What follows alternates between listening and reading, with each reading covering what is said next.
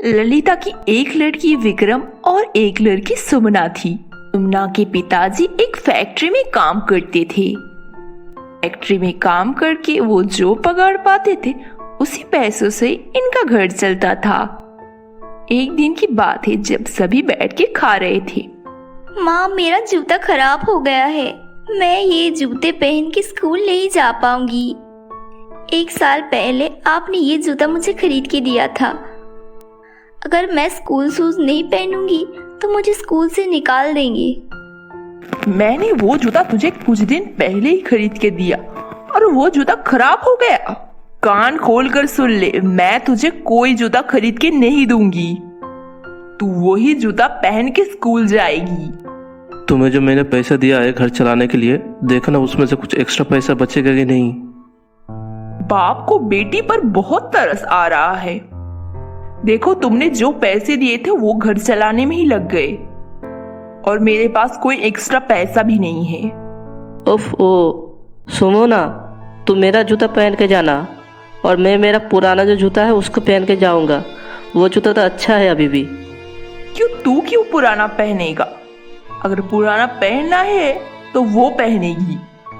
उफ ओ माँ, इसमें क्या आता जाता है? माँ, हम दोनों तो तुम्हारे बच्चे हैं, तो इतना भेदभाव क्यों? तू ये सब नहीं समझेगा। ये बोलकर ललिता पुराने ख्यालों में खो जाती है। विक्रम तब 2 साल का था सिर्फ। विक्रम के पिताजी गोपाल काम के सिलसिले में उसके दोस्त के साथ शहर जा रहे थे। गोपाल और उसका दोस्त उसका फैमिली के साथ शहर जा रहे थे। रास्ते में एक दुर्घटना के कारण उनका एक्सीडेंट हो जाता है। गोपाल को चोट लगता है। गोपाल का दोस्त और उसकी बहू की हालत बहुत ही खराब थी।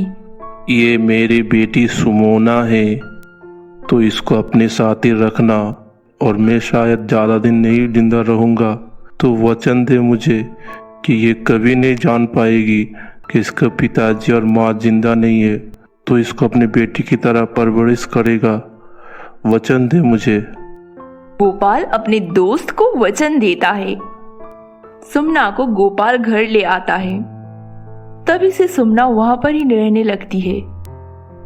पर सुमना ललिता की सगी बेटी ना होने के कारण ललिता उसे एकदम ही पसंद नहीं करती थी। अरे क्या हुआ है? तेरा मन क्यों खराब है? मैंने तो बोला है तुम मेरा जूता पहन के जाएगी, ठीक है? पर माँ मुझे डांटेंगी। अरे आज भी मैं माँ को नहीं बोलूँगा, तू चिंता मत कर। ये लो नया जूता। मैं सुमना के लिए नया जूता लाया हूँ। सुमना नए जूते पाकर बहुत ही खुश थी, इसलिए वो अपने पिताजी को हक करती है। मैं काम के लिए शहर में जा रहा हूँ। विक्रम, तो अपनी बहन का ख्याल रखना। तू तो जानती है तेरी माँ कैसी है। वो आपको चिंता करने की ज़रूरत नहीं है पिताजी। मैं बहन को प्रोटेक्ट करने के लिए हर वक्त रेडी हूँ। गोपाल शहर चला जाता है। दूसरे दिन सुबह। माँ, मेरा लेट हो जा रहा है, मैं स्कूल जा रहा हूँ। और बहन कहाँ है? उसको जल्दी से रेडी होकर आने को बोलो, हम दोनों एक साथ स्कूल जाएंगे। तभी ललिता सुमना के पास जाती है। तब सुमना स्कूल जाने के लिए रेडी हो रही थी। कोई जरूरत नहीं है स्कूल पे जाने की, घर पे बहुत काम पड़ा है। वो क्या अकेले अकेले मैं करूंगी? बहुत पढ़ाई लिखाई कर लिया है, अब घर का काम सीख लो। पर माँ, भाई मेरे लिए वेट कर रहे हैं। ओफो, तू फिर से बोल रही है? मैंने जो बोला है तू वही करेगी। ललिता सुमना को बहुत सारे कपड़े देती है धोने के लिए। अरे तू अभी भी यहाँ पर खड़ा है? तू चले जा स्कूल पर, उसका तबीयत ठीक नहीं है इसलिए वो नहीं जाएगी।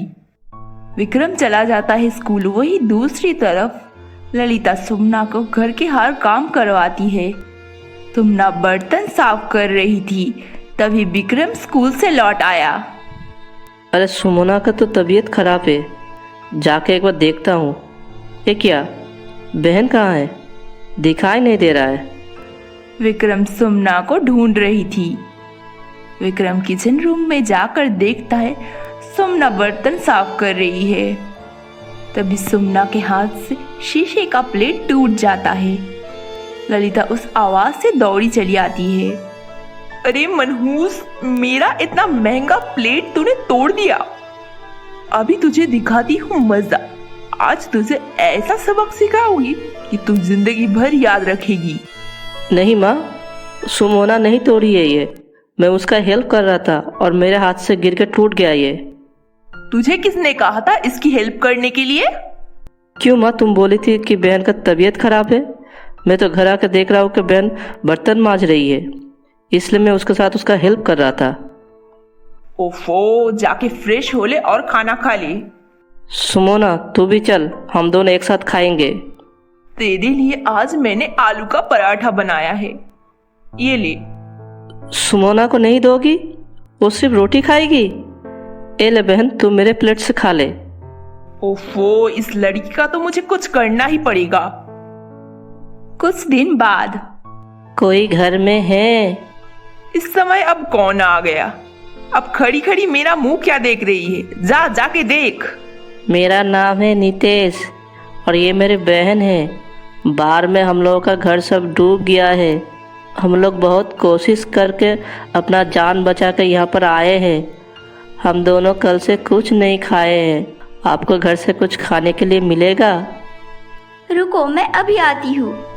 सुमना किचन रूम पे चली जाती, पर उसे कुछ भी खाने लायक नहीं मिलता।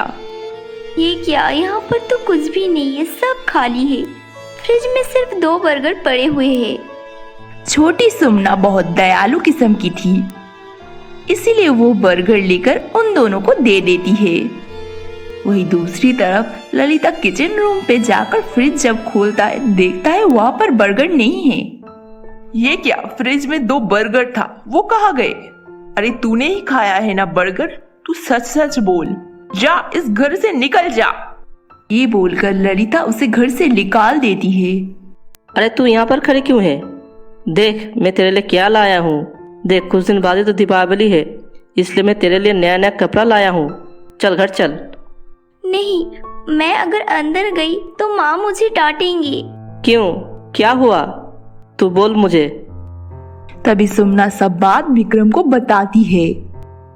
तुझे एकदम डरने की जरूरत नहीं है, तू चल मेरे साथ। अरे ये क्या, तूने इसको घर पर लाया है? तुझे पता भी है इसने क्या क्या है? ओफो माँ, सुमोना की जगह अगर मैं होता तो मैं भी वही करता जो सुमोना की है। अब ये सब छोड़ो माँ, मैं तुम्हारे और सुमोना के लिए दीपावली का कपड़ा खरीद कर लाया हूँ, ये लीजिए। और सुमोना चल, तू मेरे साथ चल, मैं तेरे लिए बहुत पटाखा लाया हूँ। ये बोलकर विक्रम सुमना को लेकर चले जाता है। तभी ललिता मन ही मन सोचती है, देख तू, मैं इस दिवाली में तेरा क्या हाल करती हूँ। उस दिन दिवाली था, ये पटाखा मैंने ऐसे बनाया है, ये फूटते ही तू हमेशा हमेशा के लिए अंधी हो जाएगी। अरे बेटी, ये ले तेरा पटाखा, जमीन पे गिर गया था। ये मेरा पटाखा है, इतना बड़ा पटाखा। वाओ, ये तो दिखने में बहुत अच्छा है। सुमोना, ये पटाखा मैं ले रहा हूँ। ठीक है भैया। अरे अरे सुन मेरी बात, कहाँ जा रहा है तू? सुन। चला गया। विक्रम उसकी माँ की एक नहीं सुनता। विक्रम जब पटाखा फूटता है तभी उसके आंखों में थोड़ा बारूद और आग चला जाता है। विक्रम को तुरंत ही अस्पताल में भर्ती करवाया जाता है। डॉक्टर साहब, मेरा बेटा विक्रम ठीक तो है ना?